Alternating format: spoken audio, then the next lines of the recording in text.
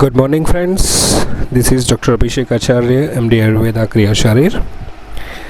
आज हमारा लेक्चर का टॉपिक होगा उपधातु। उसका पार्ट 3 अभी हम बात करेंगे। अभी तक हमने रस, रक्त, मांस, इन 3 धातुओं के उपधातु जो है बात कर ली। Now we are moving forward to the upadhatu of medas. Basic idea जो है उपधातु के बारे में काफ़ी कुछ ऑलरेडी हमने बात कर ली है, फिर भी थोड़ा सा रिवाइज कर लेते हैं। उपधातु यानी कि जो धातु में से, पर्टिकुलर धातु में से फॉर्म होती है। ओके, तो it not like a waste product. इसको थोड़ा सा अलग से सोचना और समझना पड़ेगा हमें कि धातु में से फॉर्म हो रही डजंट मीन वो वेस्ट प्रोडक्ट है। ओके, तो अलग से ऐसे फॉर्मेशन होती है धातु की जिसमें से साइड या तो बाई प्रोडक्ट उसे कह सकते हैं। और उपधातु मीनिंग हमने वर्ड मीनिंग भी समझाया था। उप यानी नज़दीक, धातु यानी ऑलरेडी धारणा धातव जो हमने बात करी थी। तो जो शरीर के यानी कि धातु के, पर्टिकुलर धातु के नज़दीक रहते हुए अगेन धातु जैसे ही काम कर रही, यानी कि धारण ही कर रही शरीर को, तो उसे कहा जाएगा उपधातु। ओके, और रस, रक्त, मांस, मेद, इनकी उपधातु जो है वो वर्णन किया हुआ है हर जगह पे। तो अगेन मैं थोड़ा सा श्लोक जो है उसके बारे में आपको गाइड कर लेता हूँ। रसात् स्तन्यम ततो रक्तम अश्रुजः कंडरा शिराः मासात् वसात् त्वट् च मेधसः स्नायु संभवः। रसात् स्तन्यो ततो रक्तम अश्रुजः कंडरा शिराः मासाद् वसा त्वच षट् च मेधसः स्नायु संभवः। ओके, तो जैसे कि 4 धातु की उपधातु जो है वो चरक चिकित्सा सान में डिस्क्राइब की हुई 15th चैप्टर 8th श्लोक का। ओके, तो उसको ऐसे ही समझने की कोशिश करें। शारंगधर ने थोड़ा सा और डिटेलिंग किया है, जैसे अस्थि, मज्जा और शुक्र का भी उन्होंने उपधातु बोला है। अस्थि का उपधातु होगा दंत, मज्जा का केश एंड शुक्र का ओजस। ये यूनिक कॉन्सेप्ट जो है शारंगधर का, वो हमें एग्ज़ाम पॉइंट ऑफ व्यू याद रखना है और वाइवा पॉइंट ऑफ व्यू याद रखना है कि कैसे अस्थि और मज्जा का और शुक्र का जो है उपधातु लिखा हुआ है। शुक्र का अगेन मैंने हर बार ये रिपीट करता हूँ, आई थिंक 3rd और 4th time I am repeating this. शुक्र धातु के अंदर शारंगधर ऋषि ने जो बोला है वो है उपधातु ओजस। ओके, शुक्र धातु की उपधातु होगी ओजस, मगर अष्टांग हृदय के अंदर बोला गया है शुक्र का मल होगा ओजस। ओके, तो ये 2 मेनली डिफरेंशिएट थिंग हमें ध्यान में रखना है। Ultimately we can assume practically और द क्लिनिकल लेवल के ऊपर कि शुक्र और ओज का सीधा रिलेशन है कुछ न कुछ। ओके, इतना हम बेसिकली अगर समझ लेंगे तो भी आगे जाके वैदिक समत्व, टॉलरेंस टू दी डिसीज़ और प्रिवेंशन ऑफ द डिसीज़ जो है वो हम अकॉर्डिंगली कर सकते हैं अगर शुक्र धातु जो है वो वेल फॉर्म्ड होगी। ओके, तो इसके साथ में ये कोरिलेट करके हम क्लिनिकल लेवल पे उसका फ़ायदा उठा सकते हैं। मगर एग्ज़ाम पॉइंट ऑफ व्यू 2 चीज़ें जो है हमें डिफ्रेंशिएट करके बोलनी है, जैसे कि उपधातु एंड दी मल। शारंगधर ऋषि एंड दी अष्टांग हृदय के अंदर ये दोनों चीज़ें जो है वो बोली गई है। Now we are coming to the our main topic, that is snayu. Okay, और the upadhatu of medas. Upadhatu of medha, snayu, ligaments and the tendons. तो एम्ब्रियोलॉजी ऑफ स्नायु यानी कि स्नायु कैसे फॉर्म होता है, ऑलरेडी हमने जो है शीरा की फॉर्मेशन के अंदर स्नायु का भी फॉर्मेशन जो है उसके साथ में ही हो जाता है, तो ऑलरेडी हमने एक्सप्लेन किया है। मगर फिर भी सुश्रुत शारीर स्थान 4th चैप्टर 29th श्लोका मेधसः स्नेहम आदाय शिरा स्नायुत्वम आप्नुयात। ओके, शिराणाम तु मृदुपाकः स्नायु नाम ततः खर। यानी कि मेद धातु के स्नेह भाग से उसमें अगर मृदुपाक होता है स्नेह भाग का तो वो शिरा फॉर्म होती है, और अगर खर पाक होता है यानी कि रफ, यानी कि हाफ और दी बर्नट जो चीज़ है, हाँ, उसे खरा बोला जाता है इन कॉन्टेक्स्ट टू दी पाक। ओके, जैसे ऑयल के अंदर भी ये मृदुपाक एंड खरपाक, आप जब तैल प्रिपरेशन जब आप पढ़ोगे सेकेंड ईयर के अंदर, जो रसशास्त्र एंड वैशेषिकी कल्पना आपका सब्जेक्ट होगा, तो उसके अंदर तैल फॉर्मेशन अलग अलग किए हुए हैं। जैसे कि हमारे हेयर ऑयल होते हैं, हमारे डिफरेंट मसाजिस ऑयल होते हैं। तो उस अभ्यंग के लिए और पान यानी कि स्नेह पान यानी कि तैल पान के लिए जो ऑयल लिखा गया है, उसके अंदर जब आप कोई मेडिकेटेड ऑयल बनाते हो तो उसमें भी अगेन जो है मृदुपाक एंड खरपाक का मेंशनिंग आएगा। ओके, तो वो आपको थोड़ा सा ध्यान में रखना है कि ये वर्ड जो है वो रिलेटेड टू पाक है। ओके, नॉट द एग्जैक्ट गुणज ऑफ दैट पर्टिकुलर थिंग। तो क्योंकि तेल भी हम मेद के साथ में कोरिलेट कर सकते हैं, अल्टीमेटली वो भी फैट है। तो शीराणाम तो मृदुपाक है, यानी कि जो फैट प्रोडक्ट होगा उसकी स्नेह भाग से मृदु अगर पाक होगा उसका, तो वो शीरा फॉर्म होगी गर्भ के अंदर, और खरा पाक होगा उसका तो वो स्नायु जो है वो बनेगा। तो ये भी अगेन रिसर्च टॉपिक बन सकता है कि कैसे ये दोनों फॉर्मेशन जो है वो एम्ब्रियोलॉजी यानी कि गर्भ के अंदर बनता है। ओके, तो we can move to the next point हमारा। तो अगर कोई भी रिसर्च वर्क करना चाहता है तो अगेन काफ़ी डिटेल्ड रिसर्च वर्क हम कर सकते हैं इसके ऊपर। In fetal life snayus are the formed from the sneha of meda dhatu due to kharapaka snayu are formed and kharapaka of snayu indicates prolonged action of the fire. Okay, यानी कि मृदु पाक कैसे बनेगा, तो जब हम जैसे जस्ट फॉर द एग्जांपल तेल को कम समय के लिए अग्नि के साथ संपर्क में रखेंगे, यानी कि उसको कम पकाएंगे तो उसका मृदु पाक होगा, और उसको बहुत ज़्यादा पकाएंगे तो उसका खर पाक बनेगा। जैसे कि कई बार तेल को 5-6 घंटे के लिए हमें पकाना पड़ता है, तो maybe it's called as a mridu paak, और कई बार 2-3 दिन तक उसे पकाना पड़ता है हमें अग्नि के साथ में, तो वो खर पाक जो है वो टर्न हो जाता है, और उन दोनों की इफ़ेक्ट जो होगी वो अलग अलग होती है। तो वैसे ही due to the khara paka snayu becomes tough and strong. Okay, and there are 900 snayus in the body. Okay, उसमें स्नायु के 4 टाइप्स जो है वो सुश्रुत साहिस्तान के अंदर मेंशन किए हैं। प्रतानवत्यो वृत्ताश्च पृथव्यश्च सुशिरास्तथा। ओके, यानी कि प्रतानवत रेमिफाइंग, वृत्त कंडरा और the tendons, prithvi flat snayus, aponeurosis, sushira sphincters. तो वैसे ये 4 टाइप्स के स्नायु जो है वो हम कह सकते हैं according to Sushruta Sharirasthana 5th chapter 30th shloka.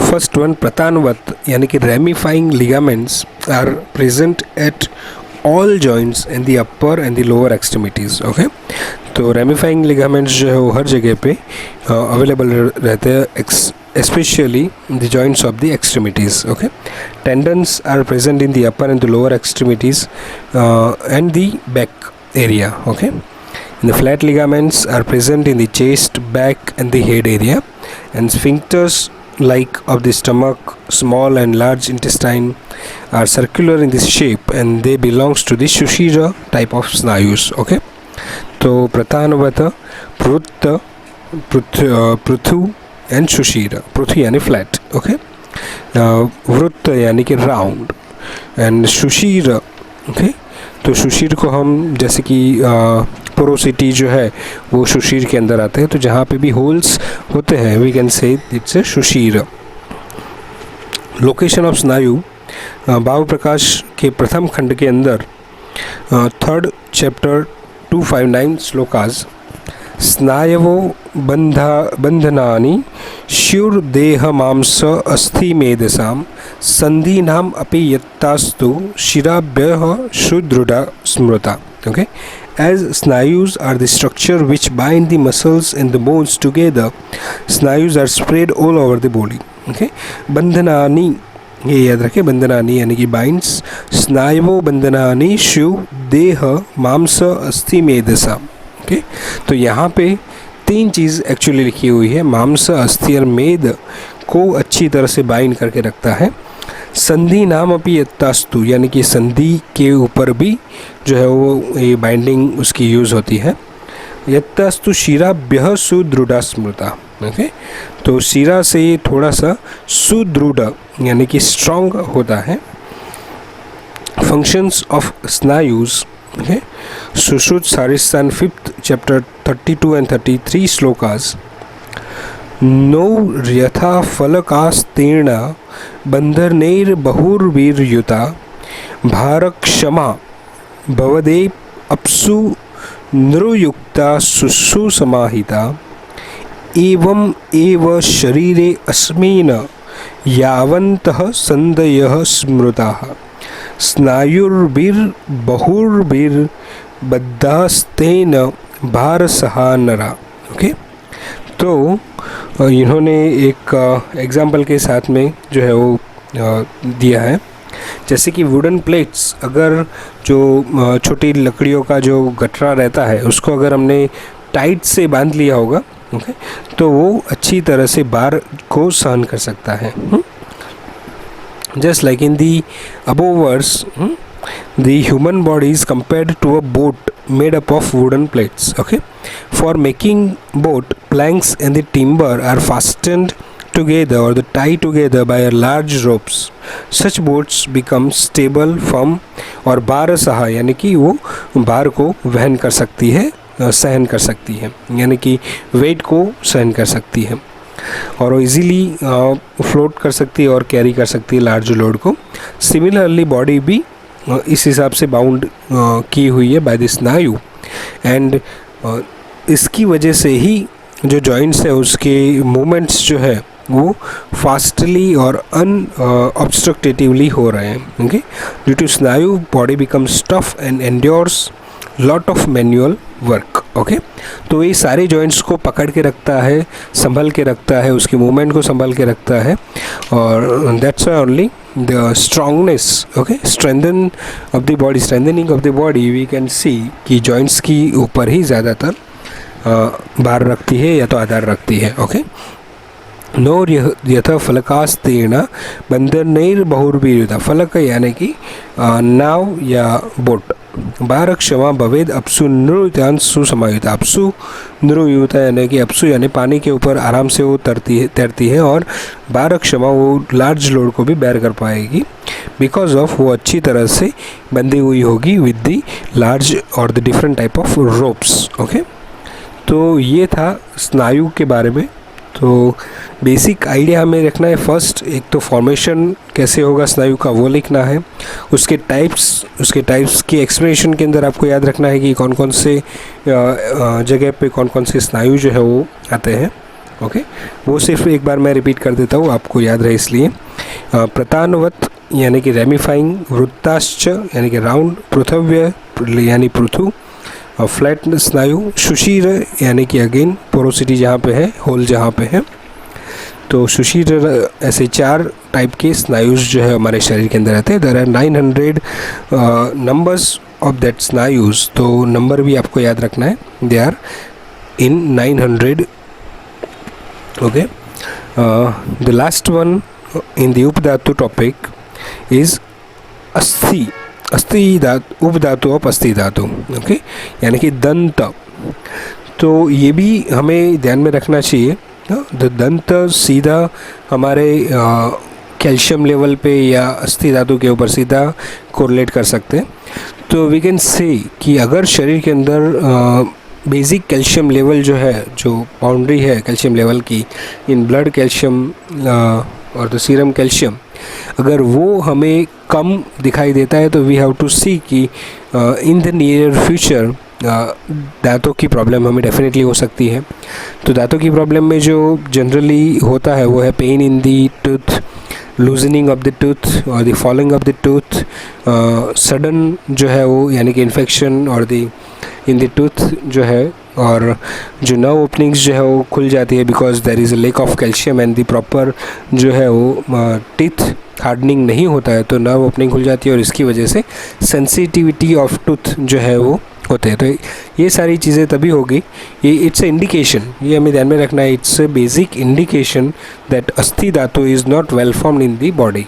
Okay, मगर ये भी हमें ध्यान में रखना है कि सिर्फ इतना ही इंडिकेशन जो है वो डायरेक्टली अस्थि धातु से ही 100% रिलेट होगा ऐसा भी नहीं है, क्योंकि just because of our diet यानी कि पथ्यापथ्य, बहुत ज़्यादा ठंडा खाना, बहुत ज़्यादा शुगरी कोटेड खाना, बहुत ज़्यादा ओवर ईटिंग करना, अच्छी तरह से ब्रशिंग नहीं करना, टीथ जो है वो क्लीन नहीं करना, तो उसकी वजह से भी हमारी दांतों की प्रॉब्लम्स हो सकती है।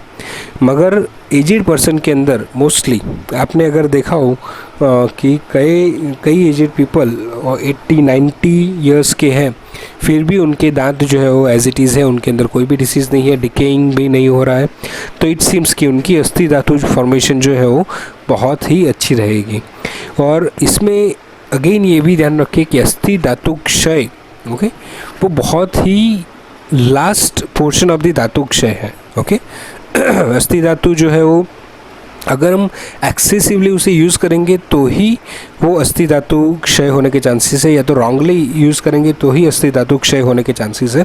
अदरवाइज़ इन जनरल अस्थि धातु क्षय इजीली नहीं होता है।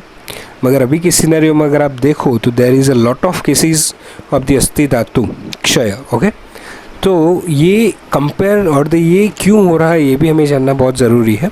ओके अस्थि धातु क्षय जो है वो रिलेट करता है हमारी पूरी लाइफस्टाइल से, और इसमें मेन लाइफस्टाइल जो अस्थि धातु के ऊपर इफेक्ट करेगा वो है हमारा वायु दोष। ओके अगर वायु दोष वृद्धि के कारण अगर हम कंज्यूम करते रहेंगे या तो यूज़ करते रहेंगे उसके कारण को, तो डेफिनेटली हमारा अस्थि धातु क्षय जो है वो हो सकता है। ओके बाकी इतना हमेशा याद रखें कि अस्थि धातु क्षय जो है अगर हम सही से टेक केयर करें उसकी राइट एज के अंदर, जैसे कि बचपन से लेकर ऑलमोस्ट 30, 40 या 50 ईयर्स तक आप अस्थि धातु को ध्यान में रखते हुए अपना खाना पीना अगर करोगे तो डेफिनेटली लेटर एज के अंदर या तो एजेड एज के अंदर आपको न तो कोई अस्थि धातु रिलेटेड कोई भी डिसीज़ होगा और न तो टीथ रिलेटेड कोई भी डिसीज़ होगा। ओके और उसके अंदर अस्थि धातु को अगर हमें ध्यान में रखना है, बिकॉज अस्थि धातु इज़ अ रुक्ष ओके रुक्ष गुण युक्त धातु, तो अगर उसमें वात अगर बढ़ता है तो तुरंत ही रुक्ष गुण जो है वो बढ़ेगा और अल्टीमेटली अस्थि धातु क्षय जो है होगा। ओके मगर हम पहले से ही अगर स्निग्ध आहार जो है लघु एंड स्निग्ध आहार अगर हम लंबे समय तक लेते रहे, और is the best option is a ghee यानी कि ग्रुत, अगर हम लंबे समय तक बाय बर्थ अगर हम घी का इंटेक यानी कि गोग्रुत का इंटेक सही मात्रा में करते रहे रेगुलरली, तो there is a less chance to get aggravated of the asthi dhatu और द तो डिकेइंग ऑफ द अस्थि धातु। ओके क्षय होना बहुत ही कम मात्रा में होगा। You can see your grand mother और ग्रैंड पेरेंट्स और उनके जो फोर फादर्स हैं उनकी अगर आप एज या हेल्थ देखो स्पेशली रिलेटेड टू अस्थि धातु एंड दंत, तो it's very healthy, they are very healthy than us right now in a adult age or the young age. Okay just because उन्होंने by birth from the childhood they eating right quantity of snigdha part of the ghee or etc और milk and all, और उसकी वजह से और उनका physical work भी काफ़ी अच्छा था, तो जो कुछ भी वो लेते थे उनका इजीली मेटाबोलाइज हो जाता था और उनकी धातु फॉर्मेशन सप्त धातु फॉर्मेशन जो है वो अल्टीमेटली टॉप लेवल पे चलती थी। ओके तो यहाँ पे अभी हम दोनों ही चीज़ें लेक कर रहे हैं अभी के सिनारियो में। इन young age also we can't find a proper quality of Go-Grutha. Okay there is available in the market, but definitely there is a more money you have to pay for this and this Shuddha Go-Grutha. So just because of money we don't buy that Go-Grutha because वो बहुत महंगा लगता है हमें, मगर ultimately we are compromises with our health, with our immunity, with our धातु पोषण। तो एक मेरी हमेशा एडवाइस रहती है कि गोग्रुत जो है वो खाने में हमेशा होना चाहिए, वो चाहे आप स्टूडेंट्स लाइफ में हो, चाहे आप एडल्ट एज में हो, चाहे लेटर एज में हो, चाहे एजेड एज में हो, doesn't matter. Goghrita is a compulsory food that we have to consume daily basis. Okay अगर आप एक रोटी कम खाओगे तो भी चलेगा, मगर 1 टीस्पून और 1 tablespoon of the goghrita at the time of lunch and at the time of dinner you have to consume. Okay minimum, that I am talking minimum. Okay you can consume according to your daily physical activity. Okay और उसके साथ में physical activity अगर आपकी रहेगी तो definitely सप्त धातु पोषण एंड उप धातु जो है उसका फॉर्मेशन एंड उसका पोषण बहुत ही अच्छी क्वालिटी में होता रहेगा। तो जस्ट मेक श्योर कि ये थोड़ा सा हम ध्यान में रखें और उसको फॉलो करने की कोशिश करें, ओके। क्योंकि अभी के सिनेरियो में फ्रॉम दी चाइल्डहुड ओनली ये टीथ के प्रॉब्लम्स बहुत ही ज़्यादा बढ़ रहा है, because there is no such a good toothpaste और दी दातुन अगर हम बोलें, because the older version of the our datun you can read in the Dinacharya of the Charaka Samhita और the Ashtanga Hridaya, they prescribe some wooden datun like nimba और दी गुजराती में second one is a बावड़, okay. बावड़ जो है बावड़નો धातु बहुत सारो હોય છે, तो एंड करंज ऑल्सो। तो ऐसे जो हमारे औषध है ऑलरेडी औषध ट्रीज़ वगैरह, तो उसके अगर हम दातुन करेंगे तो डेफिनेटली हमारी जो टीथ की हेल्थ है वो बहुत अच्छी रहेगी और जो भी डिकेइंग या सेंसिटिविटी और सडन जैसे प्रॉब्लम्स है उससे हम डेफिनेटली दूर रह सकते हैं। मगर because of food and lack of proper teeth hygiene हम ये जो है आगे जाके टीथ के प्रॉब्लम्स जो हम फेस करते रहते हैं, okay, from the adult age also. तो according to the Sharangdhar teeth are the upadhatu of secondary tissue यानी कि बोन्स और दी अस्थि धातु।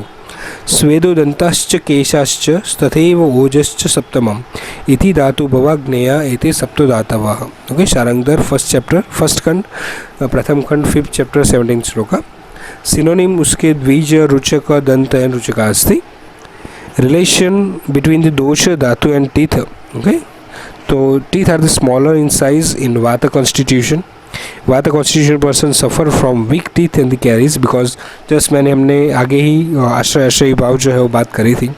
वात और अस्थि धातु का आश्रय भाव क्या है, ऑपोजिट है। अगर वायु बढ़ेगा तो जो हमारे अस्थि धातु जो है वो कम होगी। तो इसमें ही अगर वात कॉन्स्टिट्यूशन यानी वात प्रकृति वाला पर्सन है ऑलरेडी वायु ज़्यादा ही है उसके शरीर में, तो उसकी बोन से अस्थि धातु जो है वीक होगी और उसकी उप धातु भी वीक होने वाली है। तो टीथ जो है वो वीक हो सकते हैं या कैरीज या सडन जो है उसके अंदर मिल सकती है।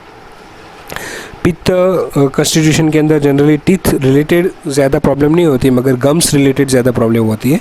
तो गम के अंदर सूजन यानी जिंजीवाइटिस एंड ब्लीडिंग गम्स के अंदर ब्लीडिंग हो सकती है।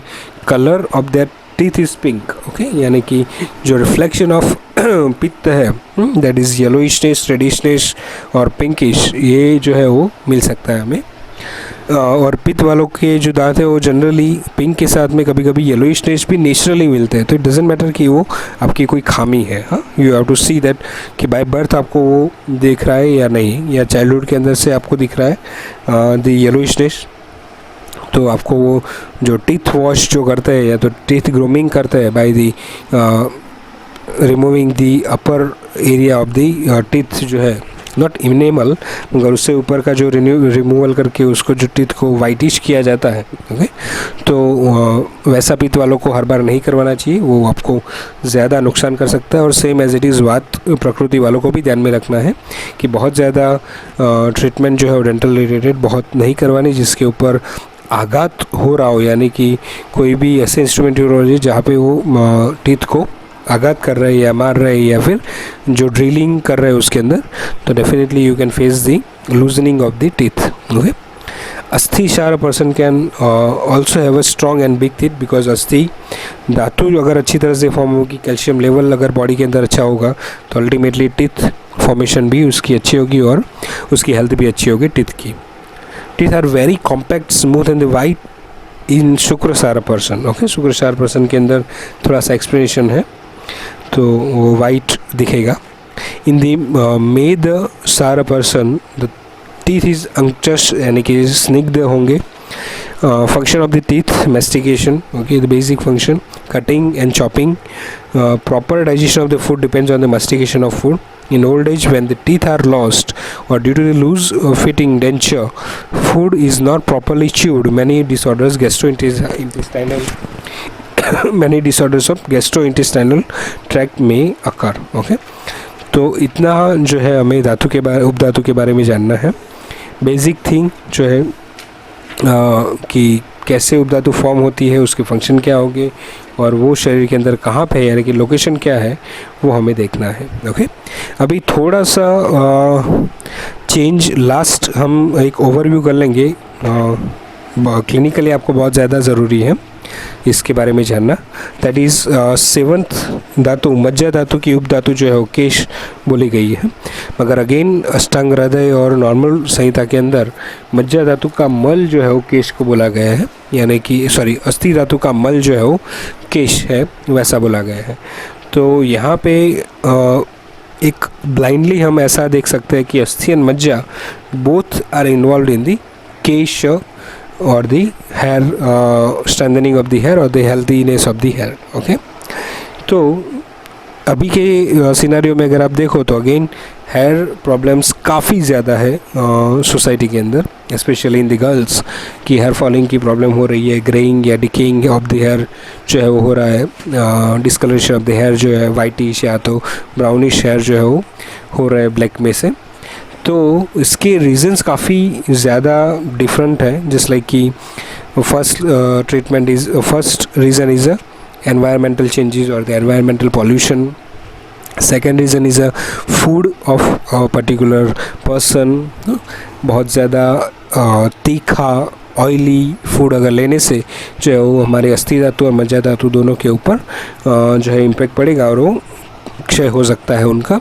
तो बहुत ज़्यादा स्पाइसी नमक वाला अगेन एंड यानी कि कटुरस तिक्तरस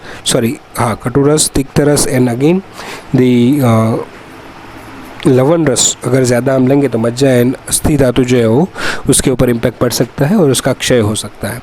तो वो दोनों अगर क्षय मोड में जाएंगे तो केश के ऊपर यानी कि हेयर फॉल या ग्रेइंग ऑफ द हेयर जो है वो होना कॉमन है।